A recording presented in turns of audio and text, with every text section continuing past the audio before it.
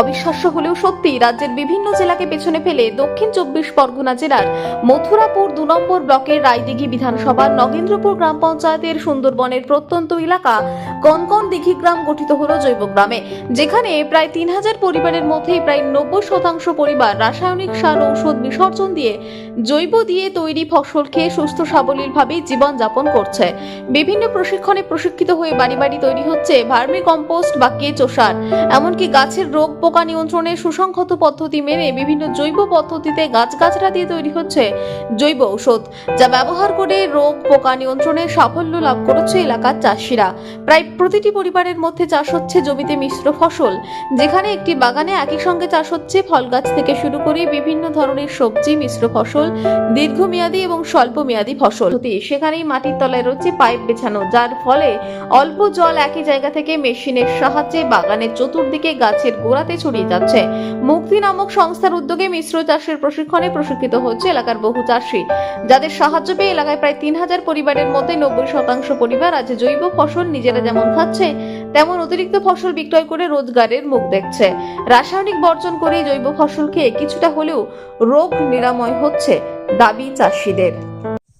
পশ্চিম জোটা গ্রামের বাসিন্দা, কনকনদিঘি অঞ্চলের। আপনারা দেখছেন এখানে জৈব চাষ করেছি আমি, জৈবতে সমস্ত গাছ চাষ করেছি। এখানে আমার ফলের বাগান আছে, তার পাশে আমি মাচা করেছি, করে আমি শশা দিয়েছি। এটা সাথী চাষ হচ্ছে আপনার? হ্যাঁ, সাথী চাষ। আমার অ্যাকচুয়ালি এটা ফলের বাগান, তার সঙ্গে আমি সাথী চাষটা করেছি। কি করেছেন? হ্যাঁ, সাথী চাষ হিসেবে আমি শশা দিয়েছি, ঝিঙে দিয়েছি, আবার নিচে কুমড়ো দিয়েছি, যেটা নিচেতে হবে। জলের ব্যবস্থা কিভাবে হচ্ছে? জলের ব্যবস্থা আমি ডিপ ইরিগেশন করেছি। আপনারা দেখবেন এখানে পাইপ পাতা আছে, যেটা ডিপ ইরিগেশন। আমার পুকুর, ছোট পুকুর, এত বড় চাষ আমার অল্প জলে চাষ করতে হবে, ওই কারণে আমি ডিপ ইরিগেশনটা। এটা কি সম্পূর্ণ জৈব চাষ? একদম সম্পূর্ণ জৈব চাষ।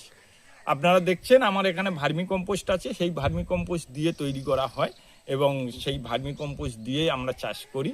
আর তাছাড়া বিভিন্ন কালচারও তৈরি করা হয়। ট্রেনিং কোথায় পেলেন?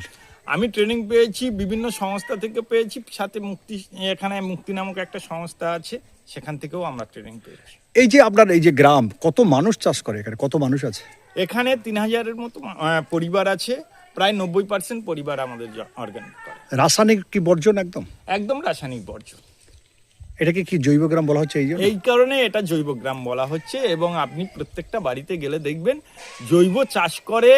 যদি জৈব তারা চাষ করে, তাদের ভার্মি কম্পোস্ট অবশ্যই দরকার, আর গরু অবশ্যই দরকার, কারণ গোবর ছাড়া অর্গানিক চাষ করা যায় না।